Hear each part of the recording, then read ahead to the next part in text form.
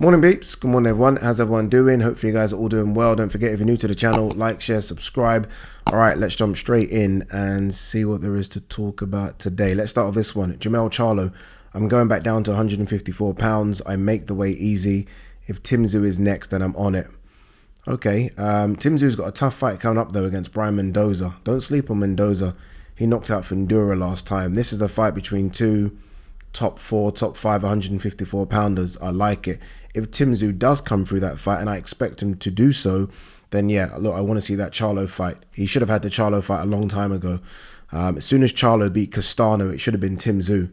But look, injuries, etc. Tim Tszyu went to fight Tony Harrison, and Charlo obviously got this opportunity against Canelo. Charlo needs, he needs to right that wrong from the weekend. That performance against Canelo was bad. Like very, very bad. And he's taken a lot of heat from it, and he should do. Again, the amount he talks, his persona, I expected him to, I don't know, bite on the gum shield and just fucking fight. And this guy was running on the back foot, and it was basically running. I hate to say this, but it was running on the back foot, surviving in his biggest opportunity to become undisputed at 168 pounds. Even if you lose, it's okay because you weren't the favorite. We get it. But fight. Don't just collect the paycheck and go. And then after the fight, what did he say? But Canelo didn't knock me out. Like, that's a win. Is that a win? Is that a dig at Caleb Plant or Billy Joe Saunders? I don't understand what that is, but very, very disappointed.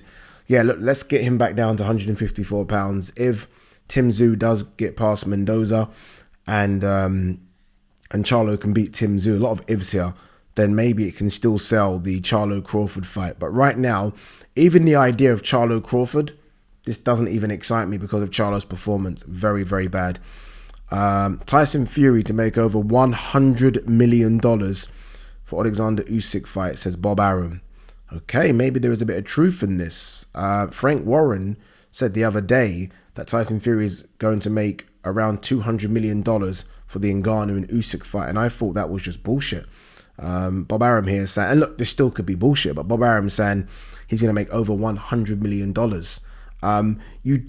They've overpaid. Like the Saudis have obviously come to him and said, look, this is what we want to pay you for the Usyk fight. Fury's people have negotiated it. It didn't take that much to get him in the ring. Like, surely this could have started at 50. But look, I'm happy for Fury. Go and make that money. That's incredible. Usyk is going to make a lot of money as well. I'm guessing if Fury is going to make over 100 million, Usyk as the unified heavyweight champion is probably going to make around 50. This is insane money. Insane. And this isn't money based off of pay-per-view buys. Like when Floyd made incredible money for Conor and Manny Pacquiao, it's because both of those fights did over 4 million pay-per-view buys, right? And the gate receipts were incredible. That's why Floyd made that amount of money. It wasn't because of the base offer was this. This is insane. Over $100 million. Wow. No wonder he's taking the fight. There's a lot of people saying Fury was always going to take the fight. I don't know. But once you get that check or that contract comes through and you see, what is it? How many zeros is it? 9? So you see 9 figures, then whatever opinion you had about that fight changes. Whatever kind of I don't know, changes. Jesus Christ, over $100 million for the Oleksandr Usyk fight. That's crazy. Obviously, Fury's got Ngannou coming up October 28th. I am flying out for it. I'm covering it for DAZN, actually. And I'm going to do some bits out there for TalkSport. I was speaking to someone from Top Rank, and they were kind of giving me an overview of the whole week and some of the things they've got. Normally, and I was speaking to Tom Gray, who used to write for Ring Magazine, about this. Like, boxing in the UK compared to boxing in America. Like, boxing in America for the big fights, it literally is an event all week. It's an event all week, and it just, like, the fight is the final thing. Over here, it really isn't that. It's just a fight. What they've got planned for Saudi Arabia is literally an event all week, and then the event in the end ends with France's Ngannou versus Tyson Fury, and obviously all the good undercard fights as well. But back to this $100 million for Tyson Fury. Jesus Christ. He wanted to top the Forbes list for the richest athlete. I never ever thought he could get there. He will. Who else is doing that?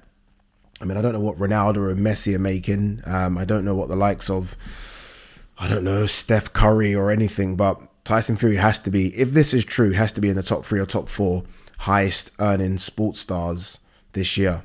That's incredible. In fact, that has blown my mind. That's incredible. Carl Froch, a good Fury beats a good Usyk in a very close fight, an awkward fight. Yes, look, Usyk has a great chance of beating Fury, but you have to make Fury a favourite. Tyson Fury is just too big for Usyk. It's too big. Like AJ was bigger than Usyk, but you add on another stone and a half, and that's how big Fury is. And he has the confidence. And again, we've seen him hurt. We've seen him knocked down. This motherfucker gets up like the Undertaker. So yeah. I'm with Carl Froch on it. Fabio Wardley's motivation to knock Adelaide out has increased substantially since the presser ball. Yeah, I'm presser brawl, surely. Yeah, look, they're going to show that, right? They're going to show that little clip of them. If you're smart, and you don't really need to, right? I mean, people already invested in interest, and a lot of people think that's the fight of the night, and I agree. But that's what you show all the time. And for Fabio Wardley, that should be the motivation, right? It should be. Because he got cut, he got hurt a little bit. It's a great fight, this one, you know. It really is a great fight, this. Two guys, British level, both want to jump to that European fringe world level. The winner of it does jump. Both of them, I think, might hit the canvas. Both of those guys can punch. It's going to be aggressive. Like, that fight is no feel-out round. There is no first round. Oh, let me have a look. Fucking, they're going to go for it immediately. Someone's getting knocked out badly in that fight. Eubank calls out Canelo, roast Charlo's effort. Canelo needs to fight someone who actually wants to win. Yeah, to be fair, Eubank will do that. Eubank will try and win. He will try. Whether or not he can is a whole different discussion. I don't think he can. In fact, I'm pretty sure he can't, but he at least will try. Charlo's effort was pitiful. I wouldn't mind seeing Eubank versus Charlo, by the way, at 160. Wouldn't mind that either, Charlo. I wouldn't mind it at all. Anthony Joshua keeping busy, staying in shape by training with Ben Davison. Yeah, I was with AJ on Sunday, and he told me about that.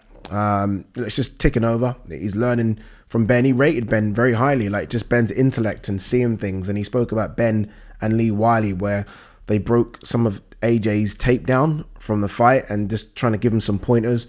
Derek James is still his new trainer. That doesn't change. A lot of people have jumped on this, like, oh, is he leaving Derek? It isn't a case of him leaving Derek. It's a case of if AJ is over here, in between fight camps, he wants to get some work. And why not get it from Ben Davison? Ben Davison, a very, very good trainer. And then 8 weeks out, you go into camp with Derek James. I don't think it's a bad thing. I don't think so. Where are we? Anyway, 1 week of intense training has ended, ready to switch on for December. Yeah, again, another undisputed fight. It should be a good fight. Inoue is a very, very, very good fighter. And I expect him to become undisputed. How do I pronounce the opponent's name? Tapalis? You know what was very interesting, switching away from that very quickly. That new prospect that Floyd's got, Moten? Getting all my pronunciations wrong here. I think Shakur Stevenson said something along the lines of he reminds him of Inoue, and just be humble and take that. Instead, he said, I'll be a lot better than Inoue. And look, people might like, it's good, reach for the stars. No, be humble. Chill, be humble. Jesus Christ, a lot better than Inoue. Let's relax a little bit. Fight week. It's fight week for Lee Wood versus Josh Warrington. It all builds up. I think I go up to Sheffield on Wednesday to do some stuff. Looking forward to it. Really, like, these two guys, they're going to deliver. The atmosphere is going to be incredible. Someone's going to get hurt in that fight. It's going to be sensational. I can't wait for it. I really can't. You just like the big ones. Like, from a presenter standpoint, like, this isn't dissing what we did on the weekend, because I like those little small shows as well, intimate shows. But there's nothing like coming out and doing your thing, and there's 13 to 14,000 in there. No better feeling. So I'm looking forward to it. I think I'm on stage with Carl Froch. I think there's 4 of us. Carl Froch, Sonny Edwards maybe, and Tony Bellew. And yeah, it should be a great fight, that one. I mean, again, half the arena will be Forest fans, half the arena Leeds fans. And what they've done, which is very smart, they've separated them. It isn't a case of you can just buy a ticket. they separated it fully, so you can only buy a Leeds ticket in the Leeds area, Forest in the Forest area. So it's going to be incredible. Those fans are going to go at each other all night. Fucking insane. That's going to be insane. There's a lot of talk about the winner taking on, if the winner is Lee Wood, I believe, taking on Joe Cordina, moving up in weight. If it's Josh Warrington, that's the winner. I don't think they're going to do Josh versus Joe Cordina. Like, Josh is too small. I've seen them both now. I've done the face-off. Josh is too small. His frame's too small. Joe's too big. But Lee Wood's frame's a lot bigger. I can see how he could go up a few pounds. But yeah, that's the talk. That is the talk. What we got here? Ryan Garcia versus Oscar Duarte set for December 2nd in San Antonio. Good to see Ryan back. There was a lot of talk about maybe Ryan sitting out the year, but Ryan's going to continue fighting, which I think's important. Oscar Duarte is a good mate.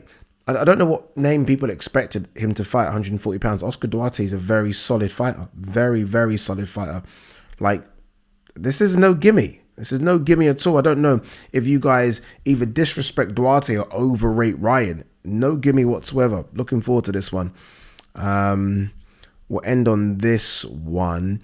Carl Froch, Ngannou is going to get his head absolutely peppered off by Fury. Yeah, should do. And I expect Fury... See, before I thought Fury was going to go in there and almost stand in the pocket like he did against Wilder and just fight.